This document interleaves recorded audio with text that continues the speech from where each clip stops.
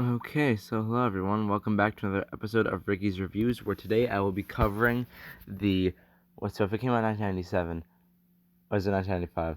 I don't remember, but the long-awaited Jurassic Park sequel, or I guess, yeah, want to be trequel? I don't know what the term for that is. But today, if you've already read the title, we are covering, drumroll please, okay, I forgot how long this intro takes, Jurassic Park 3. Now, this movie came out in 2001 and came out a few years after The Lost World did because, well, the demand for a Jurassic Park movie from The Lost World to now and from Jurassic Park to The Lost World wasn't as strong because the second movie didn't do as well as they wanted it to because it came out with more mixed reactions than the original one did. So they're like, okay, well, let's let it sit for a while and then we'll try to make another movie.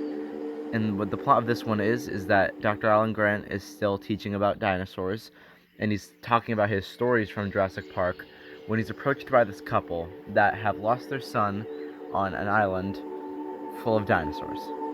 Well, they don't know it's full of dinosaurs just yet, but it's Isla Sorna, and it is one of the lab/testing facility islands for the original Jurassic Park.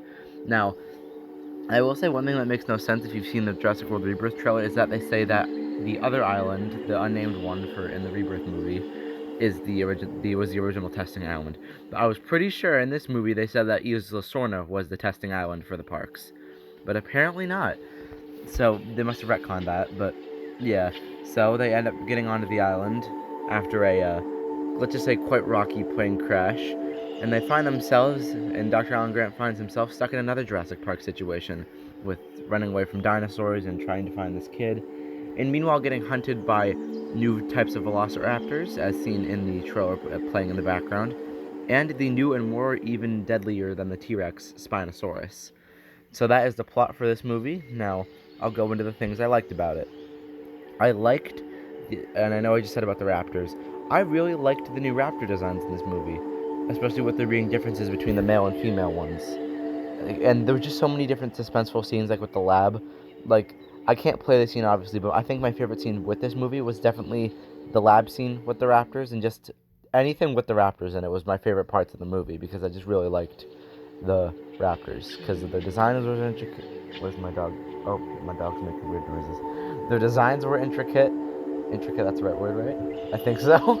Yeah, their designs were neat. They had some good suspenseful scenes, and they just, I like how they upgraded the raptors from the last movie. Like I feel like every movie, like from the original Jurassic Park to this one to from Lost World to now Jurassic Park 3, the raptors keep getting like better in each movie. That's just the viewpoint. That's just an opinion I have. You guys can debate that in the comments, but that's just something I like about it. And then another thing I liked with this movie, I liked how they brought Alan Grant back and they didn't have him just feel like a throwaway character. Like he actually had stuff to do in the movie, because he's just kind of like commenting on how, oh, I'm so sick of these. He doesn't even call them dinosaurs. He calls them theme park monsters. And now he's just getting back into another situation with more theme park monsters in his words. And you can see how it's kind of like affecting him. Now, this scene usually gets played off for laughs in the movie, but if you've ever seen the plane scene, with the talking raptor and Alan, yeah, that gets always played off for laughs. But in this movie, you could always see it as like his actual trauma that he's going through. But yeah, and then that was about what I liked for the movie. Now, what I didn't like for the movie. Now, I am a avid T-Rex enjoyer in the Jurassic Park franchise, so you probably already know where I'm going with this. But I did not like how the Spinosaurus killed the T-Rex so easily. Now, this is something that's going to get debated. It has been debated for years and years over which dinosaur is better, the T-Rex and the Spinosaurus. And while part of me thinks that this feud is just kind of stupid, it's just like, well, how did the T-Rex lose so easily? And people have said that it was because it was the junior T-Rex from the Lost World, the one with the broken leg. Now, that would honestly be a good explanation as to why the T-Rex felt like it died so easily in this fight, because if the T-Rex and the Spinosaurus were to actually fight, I don't think it would be that much of like an easy match. Like it would just be so one-sided. But I don't really know. I don't really like how that fight went. But I don't hate the Spinosaurus because I liked the scene where it's attacking the boat and like the fire and everything. That was cool. And originally, have you ever seen like I don't think it was behind the scenes, but I know for an original script of it, in the end, it would have ended with the Spinosaurus getting killed by the raptors, I believe.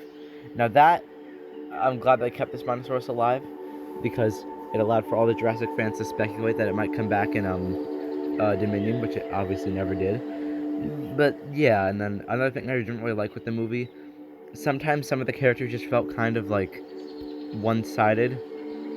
Like Paul and Amanda Kirby, they just like that's the two parents. They're trying to find their son, and that feels like it's their only like character trait. It's just like, oh, we want to find our son. Oh, I'm gonna scream at this, scream at. Especially Amanda Kirby. Oh my gosh, she screams so much in this movie. It just gets so annoying. Like, if you've ever seen which one is it? I think it's Peter Jackson's King Kong, like the 2005 one. Oh my gosh, Anne screams so. Actually, in every King Kong movie, they always have Anne screaming so much, and it just gets so annoying. But that's kind of how Amanda Kirby's character felt in this movie. And in comparison to the other two Jurassic Park movies, some of the characters in here made somewhat logical decisions, some of them not so much. But if other than those issues, it was a good movie. I I'm always I know I've been studying a lot over my words with this one, but this movie has to be probably the most divided Jurassic Park slash world film in my opinion because parts of it are good, parts of it are not good. It's just kind of like yeah, but if you can get over some of the bearable issues with this movie, like I just listed out, you'll have a good time. If you're a fan of the Jurassic Park movies, you'll have a good time with this movie. So, that's my review for Jurassic Park 3. I hope you guys enjoyed. Comment, like, and subscribe, and I'll see you all in the next one. Bye bye.